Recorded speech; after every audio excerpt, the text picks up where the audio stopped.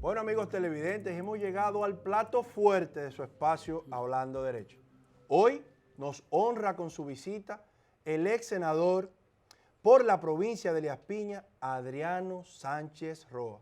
Bienvenido, Bueno, senador, gracias, aquí gracias. a su espacio Hablando Derecho. Hablando de derecho.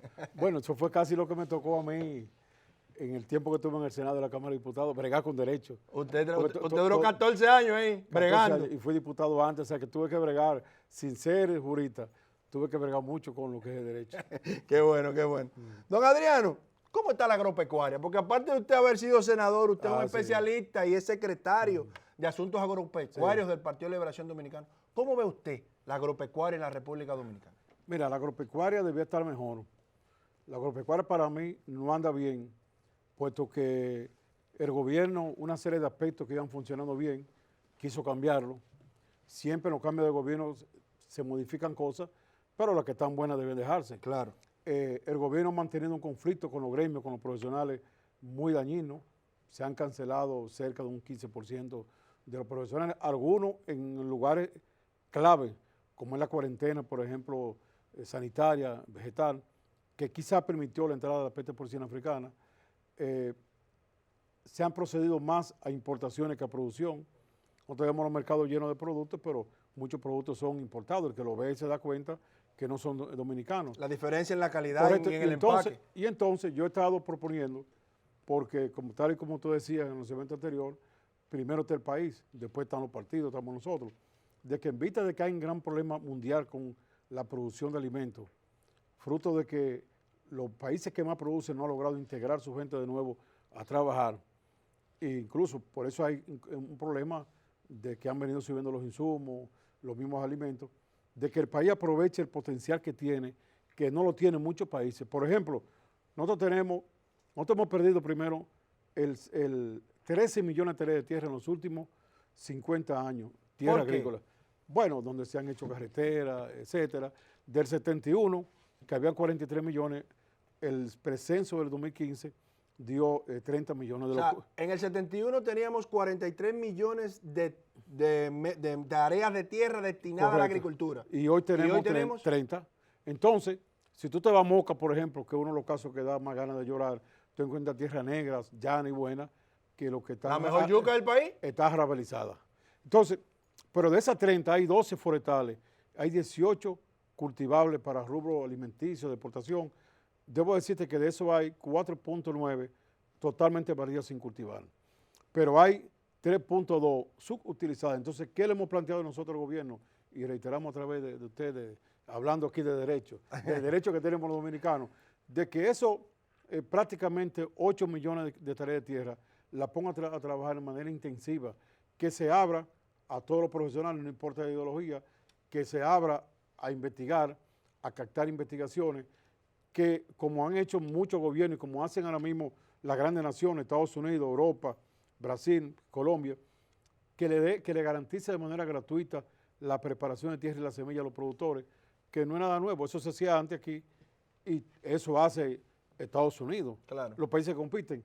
Y nosotros vamos a tener entonces la perspectiva de tener, primero, mayor alimentación para el pueblo dominicano, segundo, mayores exportaciones, y tercero, Haití va a seguir comiendo gran parte de aquí, a pesar del conflicto. Porque vamos a hablar de eso más adelante. De manera que la propuesta que yo estoy haciendo, y es una propuesta que nosotros, por ejemplo, tuvimos ayer una reunión de la Comisión Ejecutiva del PLD en términos agropecuarios, y planteamos de que el país necesita con urgencia crear riqueza. En vez de buscar una reforma fiscal, en vez de seguir con préstamos, vamos a crear riqueza, que esa riqueza le va a permitir al gobierno más ingresos, combatir un poco la pobreza y que haya más alimentos para el pueblo dominicano. Senador, lo hemos visto en los medios de comunicación, tanto radial como escrito, y igual en las redes sociales, criticar arduamente las diferentes medidas que ha tomado el gobierno desde el punto de vista del sector agropecuario. ¿Cuáles han sido los principales proyectos que ha desmontado este gobierno, que antes iban bien, usted lo mencionaba hace unos minutos, y que ahora lamentablemente se han desmontado para perjuicio del agricultor? Bueno, la visita sorpresa, se puede decir todo lo que quiera decirse, pero las Naciones Unidas, a través de la FAO, reconoció la novedad Eso fue una novedad, nadie estaba pensando en eso.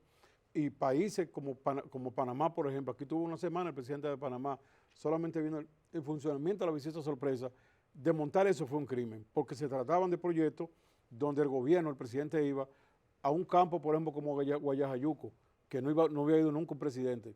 Allá fue el presidente, lo escuchó y le inició entonces una serie de proyectos agrícolas. Entonces, ese desmonte de la visita sorpresa que permitió, hay que decir, a incrementar en $700 millones las exportaciones agropecuarias de Danilo, comenzando con el tabaco. Si uno se va a Villa González y se va a Tamboril, se encuentra esos almacenes modernos que fueron fruto de la O sea que las visitas sorpresa ayudaron a que el país exportara más productos, 700, o sea que estuviéramos más presentes en otros pueblos. La balanza comercial agropecuaria de Danilo en sus 8 años fue positiva gracias a que se logró aumentar las exportaciones. Ahora, hay otra cosa que decir.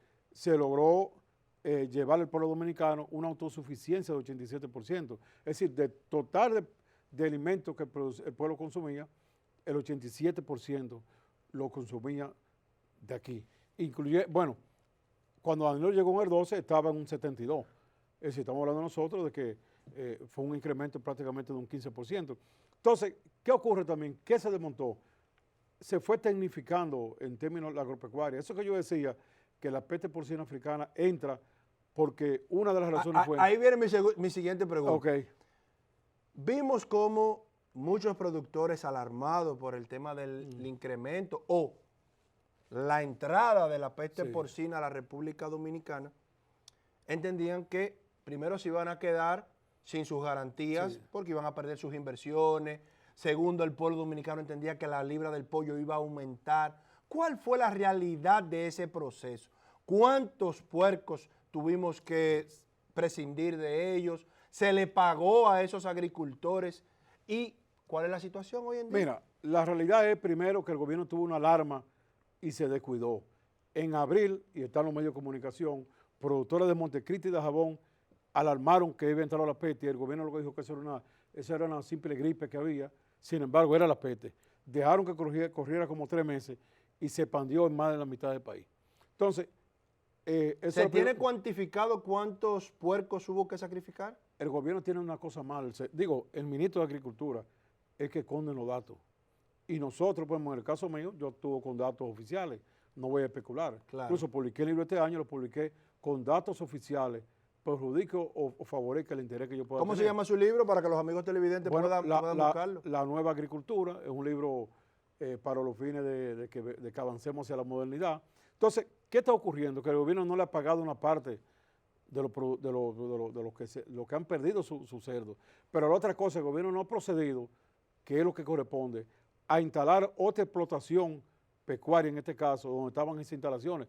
Hay que decir que lo que ha sido el pollo, huevo y cerdo, se ha avanzado mucho en el país. Esas instalaciones donde hoy hubo que sacrificar los cerdos, el gobierno tenía que inmediatamente colocar otra producción. ¿Para qué? Primero, para no dejar que se dañen esas instalaciones, que el que recibió el dinero, lo poco que recibieron, no lo gastaran. Lo reinvirtiera. Y que siguiera lo que es Estamos hablando nosotros de que posiblemente la producción de cerdo en el país supera los 30.000 millones de pesos. Wow. Hay una parte que el gobierno ha tratado de mantener a que no penetre. Eso por un lado es bueno, pero también no habrá el único país de América que tenemos eso. El país no va a estar salvo de la peste porcina africana hasta que no logremos erradicar todos los cerdos. Don Adriano, hemos escuchado de usted, un especialista en estos temas agropecuarios, y nos gustaría saber cuál es la valoración suya de estos 15 meses de gobierno del presidente Luis Abinader en el campo agrícola, fundamentalmente. Yo esperaba que en estos 15 meses el gobierno actual iba a venir primero a seguir lo que estaba bien, porque es lo normal que debe hacerse, y que tenía para el cambio novedades, sobre todo porque, tengo que decir, cuentan con muchos técnicos de capacidad. Pues, todo en el sector agropecuario lo conocemos. En el caso mío, que yo tengo 43 años de agrónomo. Eso fue ayer. Sí, lo conozco a todos. Lo conozco a todos y soy amigo de todos y creía que iban a venir con novedades, pero no ha habido ninguna novedad. Lo que ha habido es todo restrictivo, paralización. De hecho, cuando se hizo complementario hace unos meses, es decir, que se modificó el presupuesto y se le redujo 152 millones de pesos a la agricultura. Cuando los diputados se alarmaron el director del presupuesto le dijo, no, pero es que Agricultura no ha gastado los cuartos. Es decir, ni siquiera para gastar dinero en lo que hay que gastarlo han podido hacer. Todavía permanecen alrededor de 800 técnicos cancelados. Yo creo que el presidente debe zapatear su programa agropecuario, porque hay un asunto, le están llevando datos que no son tan reales. Decía Carlos Segura Foster, uno de los técnicos del PLD y que fue ministro del Banco Agrícola, que el presidente, como es lógico, habla y dice lo que le llevan los funcionarios. Pero si le llevan datos que no son reales, eso es un asunto, una mala jugada del presidente. Por ejemplo, dice el ministro de Agricultura que aumentaron un 20% en la producción de arroz. Sin embargo, en el año 2018 se obtuvo aquí 13.9 millones de quintales. Ahora dice él que se va a tener 14. Si fuera verdad lo que está diciendo, es lo mismo. Entonces, nunca en un cultivo, tú de un año para otro aumenta una cosa extraordinaria. Porque igual que nosotros, son evoluciones de procesos, de variedades, y continuidad. Todavía tú tienes la variedad, por ejemplo, tú necesitas enseñarle a los agricultores que ellos entiendan eso. Es todo un proceso. La producción de arroz en el país, que se ha duplicado en los últimos 20 años, 25 años. Y lo digo yo, que era jefe de la política arrocera hace 25 años. Se producían 7 y pico millones de quintales, hoy estamos en 14. Ha sido un logro de todos estos gobiernos que han ido buscando variedades, que han ido dándole autonomía. Invirtiendo. Hay un elemento que comenzó mucho antes de yo llegar al Banco Agrícola, y fue que toda la factoría que tuvo INEPRE, Balaguer se la pasó a los parceleros. Entonces un parcelero, en vez de coger el arroz y vendérselo a un intermediario, ya lo procesa él mismo. Eso está en Ranchito La Vega, en Valverde Mao, en San Francisco Macorís, en Cotuí. Eso ayudó mucho porque los productores han podido tener esos parceleros ganancia propia al procesar su propio arroz. Entonces yo creo que el presidente debe hacer algunos estudios en el sector agropecuario sin los funcionarios, que lo haga él solo, que lo envíe él solo, porque a veces tú le ves, como tú decías en tu programa anterior, el presidente puede tener buena fe.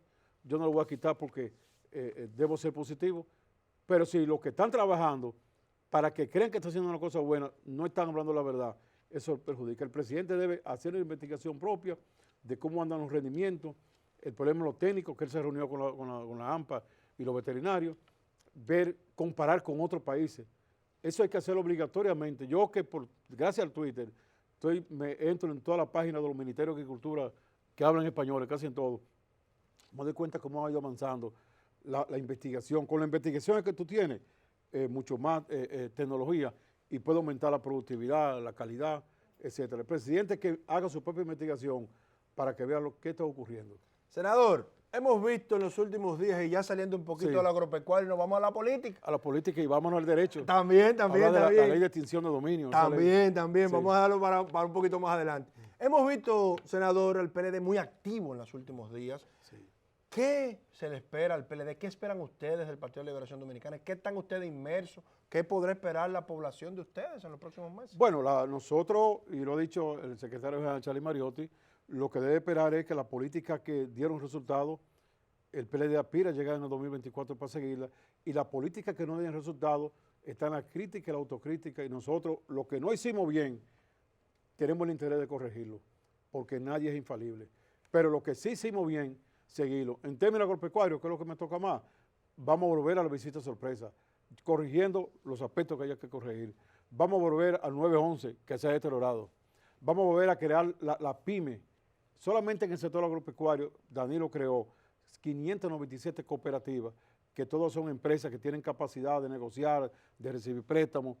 Vamos a volver el programa de la alfabetización, que da pena, que vamos a retornar en términos de Congreso algunas leyes que quedaron ahí. La ley de extinción de dominio. Usted hablaba de eso. Tan importante. Háblenle de eso a los amigos. Bueno, la ley de lavado, que está vigente, que yo fui el presidente de esa comisión, y la ley de extinción de dominio, junto a las dos, dicen los especialistas que le recupera al gobierno más de 200 mil millones de pesos al año. Es decir, O sea, que no habría que hacer pacto fiscal, entonces. no hay que hacer. Porque, ¿qué es lo que dice la ley de extinción de dominio? Es una ley para el gobierno, el Estado, recuperar en lo inmediato, con una orden de un juez de paz, recuperar cualquier bien. ¿Qué está ocurriendo? Que cuando tú agarras a un narcotraficante con una avioneta, esa avioneta duró 2 años en la Fuerza Aérea y se destruye. Sí, hasta que no hay una sentencia de la Corte irrevocablemente juzgada, sigue estando en que... o pueden esconder los bienes. Correctamente. O también, por ejemplo, mira, dicen, y es los datos que hay, que por ejemplo la superintendencia de seguro que tuvo Baninter valía 100 millones de pesos. Duró unos meses dando vueltas y se vendió al final en 5. Entonces, la ley de extinción de dominio también homologa las sentencias internacionales con las nacionales. ¿Qué significa? Para deportar, para que una persona se vaya extraditado, el gobierno tiene que decir que ya no tiene interés. Descargarlo de cualquier acusación que tenga en su Cuando retorna, no importa lo que haya hecho. ¿Viene con todo su cuarto? Ah, no, eso lo homologa entonces. O sea, usted allá lo condenaron. Entonces, esa ley de extinción de dominio que nosotros la dejamos aprobada, se aprobó 4 veces en el Senado, se aprobó cuando íbamos a salir y perimió este año en la Cámara de Diputados, es esencial. Igual que la ley de seguridad privada. La seguridad privada, que son los guardianes, hay más guardianes en el país que policías. Que es un relajo eso. Oye, hay más guardianes que policías, para que sepamos. Se llegan a contabilizar 26,000 armas, de las cuales la mitad son las que se han robado con atraco. Está de SIN, que es la asociación que reúne una parte de ellos. Esas empresas que para mí han estado trabajando correctamente representan 1/3. El otro 2/3 que hay son de empresas prácticamente informales. Pero hay que decir, el 18% de los seguridad privados son haitianos, 35 no tienen entrenamiento militar, 42 no tienen el examen psicológico. Es decir, la seguridad, voy a decir esto, pueden hacer todas las reformas que se hagan en la policía, pueden hacerse todos los cambios que están haciendo. Si no hay una ley de seguridad privada correcta, no se va a resolver nada. Porque, por ejemplo, si tú tienes 8 o 10 mil policías fuera de la policía, tú no se lo vas a quitar a una plaza, a una persona que lo está cuidando, tienes que tener la alternativa, que es la seguridad privada. Por ejemplo, en Colombia, todas las escuelas de Colombia están atendidas por seguridad privada. Aquí están por la policía. El 45% de las oficinas públicas están por la seguridad privada. Aquí son todos por la Fuerza Armada o la policía. Pero además de eso, cuando hay casos en cualquier esquina que hay una seguridad privada, ese tiene su contacto inmediatamente con la policía. Entonces, si no hay ley para que cambie toda la seguridad privada, nosotros no vamos a tener éxito en la reforma de la policía. Senador, el Partido de Liberación Dominicana ya tiene 3 precandidatos muy activos. Sí. Pudiera haber más que saldrán en los próximos días, pero usted fundamentalmente lo vimos hace un par de semanas apoyar públicamente en un acto masivo a Domínguez Brito. ¿Por qué Domínguez Brito? Mira, yo quiero primero, es buena la pregunta para aclarar algo. Yo soy el presidente provincial del PLD en Elías Piña. Yo anuncié, y lo sabe Domínguez Brito, que los precandidatos que vayan a Elías Piña, a todos yo los voy a acompañar. ¿Qué yo estoy haciendo? O comencé a hacer con Domínguez Brito, que la virtud que tienen cada uno de los candidatos, que todos tienen buenas virtudes, yo lo voy a decir. En un acto donde vaya, yo hablé de lo que yo entiendo que es Domínguez Brito, su cosa positiva, y la gente dice, bueno, lo está apoyando. Bueno, yo lo veo bien ahí. Pero cuando vaya a ver Martínez, si va allá, diré lo que yo creo de él, y si va Margarita, es decir, como usted no ha tomado partida por la candidatura presidencial aún. No, como titular del sector agropecuario, donde hay de diversos candidatos. Ayer mismo en la reunión, el tema casi se entró y tuve yo que pararlo. No debo avanzar un poco en el sector agropecuario, y como presidente también de la provincia de Elías Piña, que ahí vi yo que hay un alcalde con uno, otro alcalde con otro, tengo que hacer eso. Ahora, yo debo decir... Usted va a jugar al árbitro en este proceso momentáneamente. Sí, porque es que oye, que hay un asunto. Inicialmente se quería que la campaña no comenzara tan temprano, porque el partido ha hecho una reestructuración muy buena. A usted le conviene, usted le conviene elegir su candidato presidencial el próximo año, senador. Sí, bueno, eso sí, porque ya lo que pueda haber que se le diga malo, se va a curar a tiempo. Claro, claro. Pero, por ejemplo... Cualquier heridita puede ser curada en el camino. Sí, hay un asunto que nosotros logramos comenzar una buena reestructuración. Se cambió el comité político, se fortaleció muy bueno el comité central. Muchos jóvenes, hemos visto muchos jóvenes ahí. Muchos jóvenes y mucha gente experimentada. Tú decís que tienen Cifrido Pared Pérez, un Sánchez Cárdenas, que son miembros del comité central, que no eran de nada de eso. Entonces, y como tú dices, una juventud amplia también, de mucha capacidad. Y por vez primera, jóvenes en el comité político. Correcto. Entonces, ¿qué ocurre? Que logramos nosotros ese buen proceso, se cambian todos los titulares también de la secretaría. Ahora, a nivel del presidente provincial para abajo, se está trabajando en eso. Entonces, en ese sentido, mi rol en Elías Piña es contribuir que Elías Piña sea una provincia donde se haga una buena reestructuración sin tendencia de candidatos. ¿Cómo está el PLD en Elías Piña? Bueno, díganle a los amigos televidentes, ¿cómo está ahí? El PLD en Elías Piña es la mejor provincia del PLD. De hecho, en la reestructuración... ¿Tiene numerito usted por ahí? No, yo te voy a decir... encuestado? No tengo número, pero te voy a decir, en la reestructuración, el municipio que está arriba, que tiene la reestructuración más amplia y mejor, eso no vaya a Elías Piña. Y la provincia, de las 31 provincias del Distrito Nacional, que ha avanzado más en la reestructuración, es Elías Piña. Nosotros allá, hay que decir que de 6 alcaldes ganamos 4 alcaldes. Y allá tenemos, o sea, el partido allá está bastante bien.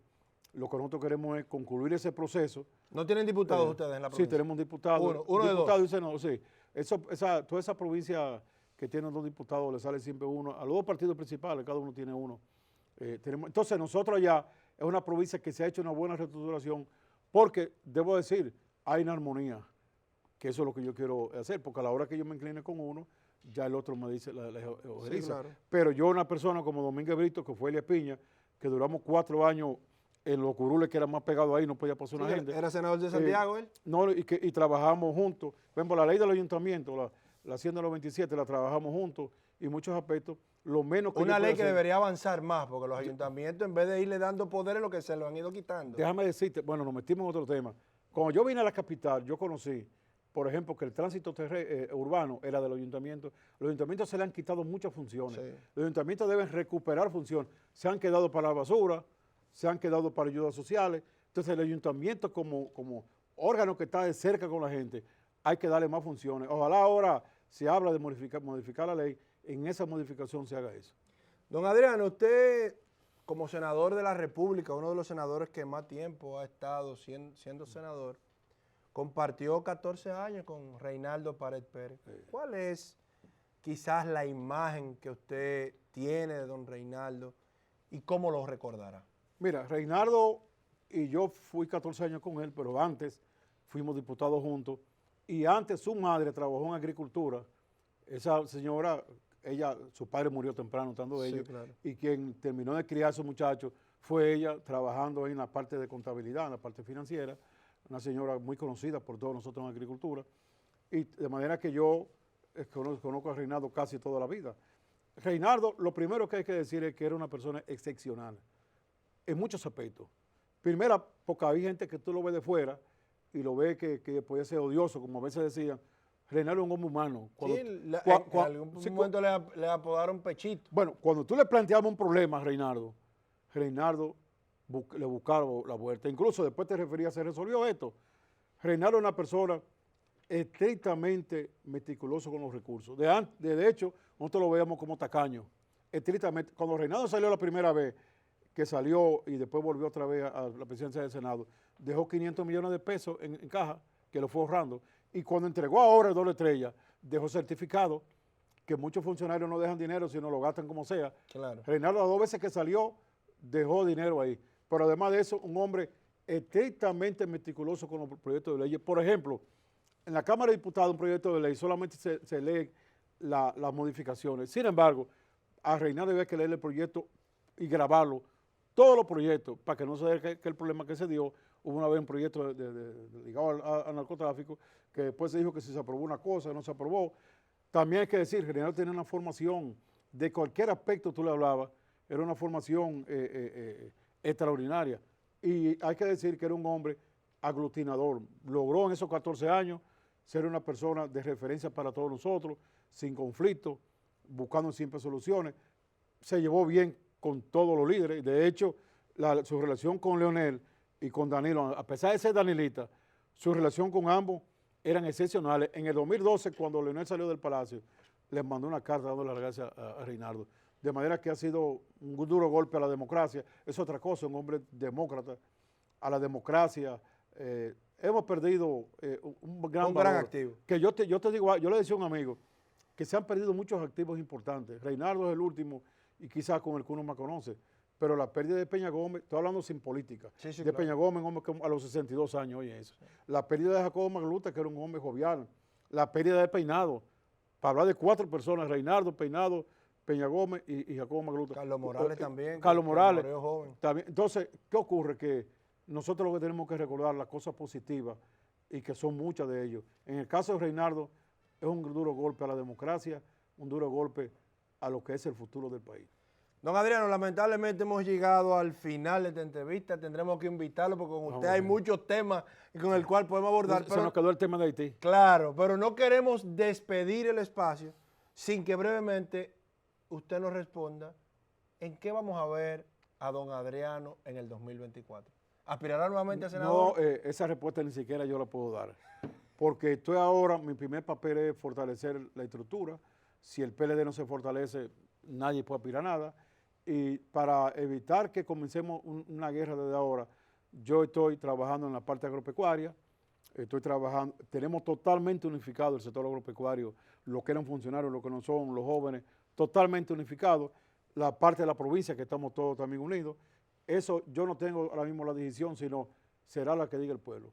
Si el pueblo, yo siempre lo he dicho, si el pueblo en encuesta te rechaza, no te tires. Y si tú ves una oportunidad para colaborar en otros sitios, tú lo haces. Es decir, mi decisión no está tomada todavía. Don Adriano, muchísimas gracias. Lo vamos a invitar próximamente para que abordemos el tema de Haití, que es un tema que pica y se extiende. Señores, será hasta una próxima entrega el próximo fin de semana.